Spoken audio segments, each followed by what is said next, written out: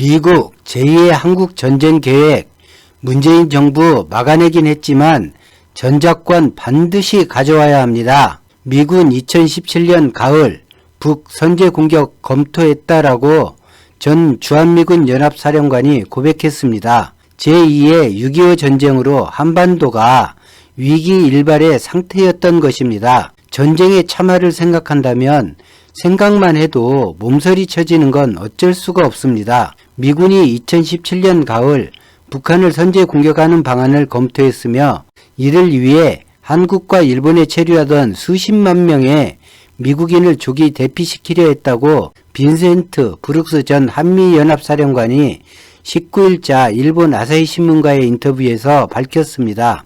브룩스 전 사령관은 2017년부터 2018년 초까지 한미 합동 군사훈련을 위해 미군 3만 4천 명이 한국에 집결하고 한국군 62만 명도 즉각적인 대응태세를 갖추고 있었다라고 미군의 단독 선제 공격 등 모든 군사행동의 선택지를 검토하고 있었다라고 말했습니다. 그는 복수의 미국 정부 관계자들과 상원 의원이 전쟁을 시작한다면 미국 시민들을 한국에서 대피시킬 책임이 있다라고 주장했고 도널드 트럼프 대통령도 비슷한 생각을 하고 있었다라고 했습니다. 그러나 미국 시민이 조기에 대피하면 북한에 개전 준비를 하고 있다라는 잘못된 메시지를 줘 실제로 전쟁이 일어날 수 있다는 점이 고려돼 대피가 이루어지지는 않았다고 설명했습니다. 그러니까 미군과 미군의 가족, 한국, 일본의 미국 시민들의 안위가 걱정되어 전쟁하지 않았을 뿐이지 한국인이나 한민족, 한반도의 피해는 전혀 고려 대상이 아니었다는 말입니다. 인터뷰에서 전반적으로 나타난 미국의 생각은 전쟁하지 않은 이유로 북한을 미군이 선제 타격하려 미군과 미국 시민, 주한 주일 미군 가족을 대피시켜야 하는데 북한이 이를 눈치채고 오히려 도발할 경우 한국, 일본에 거주 중인 미국 시민의 안전이 우려되어 실행할 수 없었다는 것입니다. 그럼 만약에 단계적으로 아주 조금씩 변하지 않을 만큼씩 미국 시민들을 대피시킨다고 하면 언제든 제2의 한반도 전쟁을 일으키겠다라는 말과 다름이 없습니다. 바로 전시작전권이 미군 사령관에게 있기 때문입니다. 미국이 전시 상황이라고 대한민국에 통보하는 순간 대한민국의 군 통수권자는 미군 사령관으로 바뀌고 대한민국 대통령과 행정부, 국방부는 스스로 할 수 있는 조치가 사라져버립니다. 남한과 북한이 전쟁을 원하지 않아도 아무 소용이 없는 상황이 되는 것입니다. 그래서 트럼프는 여러 번 이런 말을 했었습니다. 평양만 괴멸시킬 방법이 있다. 한국에 피해가 없도록 할 수 있다. 참 대수롭지 않게 들은 말인데 이제와 돌이켜보면 실행 계획하에 나온 참으로 무서운 말이었습니다.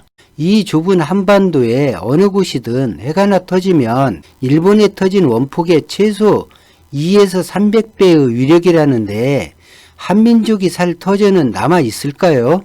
벨 전 연합사령관은 미국의 소리와의 인터뷰에서 남북교류, 전작권 반환 반대 의사를 표명했는데 진행자의 질문은 활발한 남북협력이 교착 상태에 빠진 미북 협상을 촉진할 수 있다고 보느냐는 질문이었고 이에 대해 빌 전 연합사령관은 남북교류에 대해 한국 정부의 정치적 외교적 결정에 대해선 의견을 밝히지 않겠다라며 다만 한미동맹이 한국의 안보에 필수라는 사실을 말할 수 있다. 그리고 이것이 한국인들에게 가장 중요한 우선순위가 되기 바란다라고 말함으로써 사실상 미국 트럼프 행정부에 반하는 행위를 한국이 하면 안 된다는 의견을 밝혔습니다. 특히 전시 작전 통제권 전환에 대해 북한이 핵무기를 보유하는 한 전작권 전환에 반대한다라며 핵 문제가 해결될 때까지